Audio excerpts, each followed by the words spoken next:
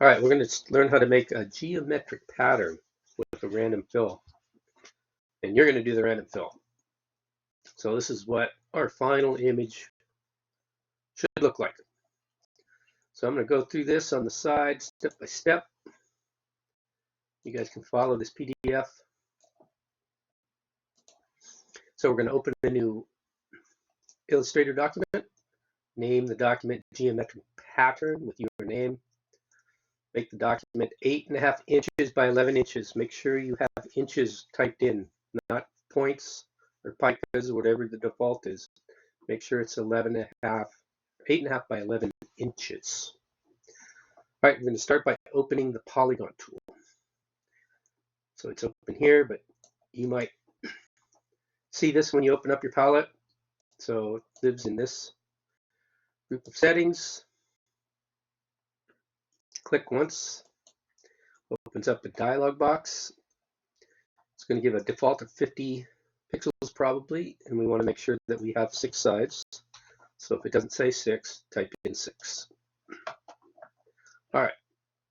So I'm going to reduce the size of this a little bit so that it matches our polygon here. It's pretty close. Okay, so make sure that you have a white fill with a black stroke. Very important. I'm going to rotate this 90 degrees. You can do it a couple ways. One is to go up to Object, Transform, Rotate till at 90. It's probably the easiest way. Or if you hold down the Shift button while you grab the corner, when you see these curved arrows, if you hold the Shift button, it'll go in increments, give you your 90 degrees.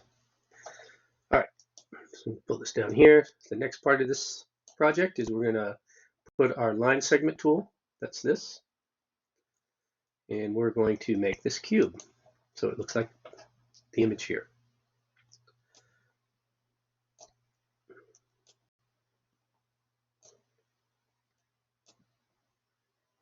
Okay, so now we've got this cube built. I'm selecting everything here. I'm going to bring it down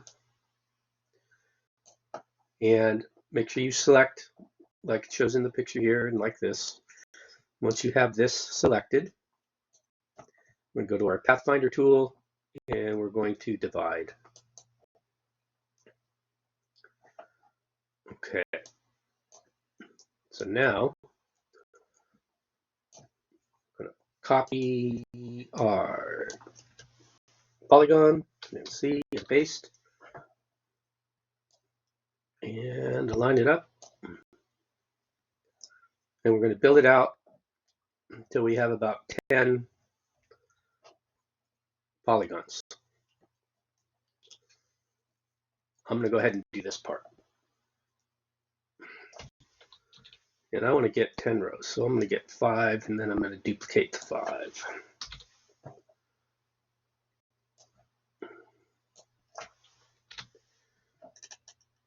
And this is where your smart guides come into play. Remember, you have your smart guides turned on. So that's up here under View, Smart Guides. Okay, so I'm going to copy and paste this, copy, paste, bring it over. Now I've got 10. So now I'm going to take these, I'm going to bring them down, and then I'm going to copy and paste and build them out side by side. Right, so I'll just do one. Bring this down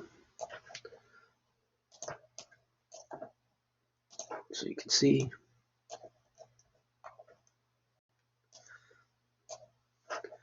So same thing, copy, paste, and then just keep doing that until you have 10 by 10 polygon rows. Okay, now we're going to get to choose our color. I went out on the web and found this color palette that I liked. I brought it in and I built it into my swatches. Go over that really quickly. So in order to do that, we'll pick a color.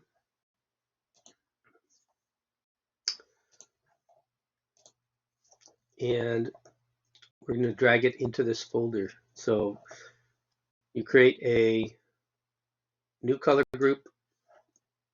Just leave it called color group 1 for this. And I'm only going to drag in one because I've already done this and showed you guys how to do it. I guess I'm going to do 2. Okay. So here it is. Drag it into the folder. And I've already created this color group up here. So now you've got your color group. Once you have your color group, start randomly filling. Oh,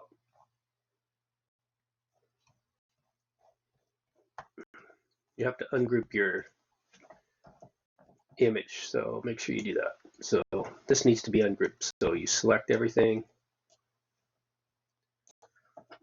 tell it to ungroup. I've already selected that, but you're going to have to do that part. So once it's ungrouped, then you can fill in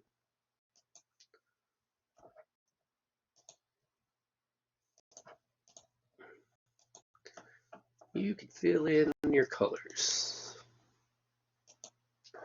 All right, so go through your palettes, just randomly start to fill out. So here's one color filled.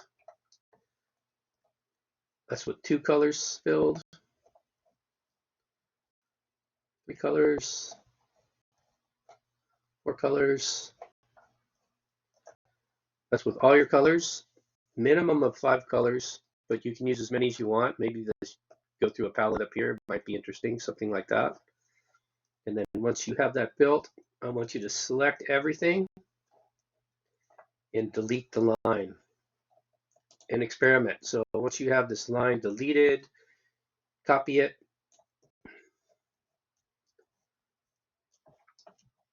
and paste. So I'm going to pretend that I copied and pasted, and now I'm going to change the line color. Interesting.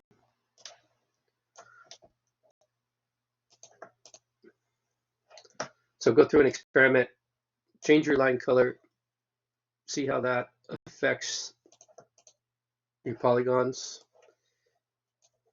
and that's the assignment. So ask me if you have questions. Make sure you watch this video, of course. You won't know that until you get to the end of it.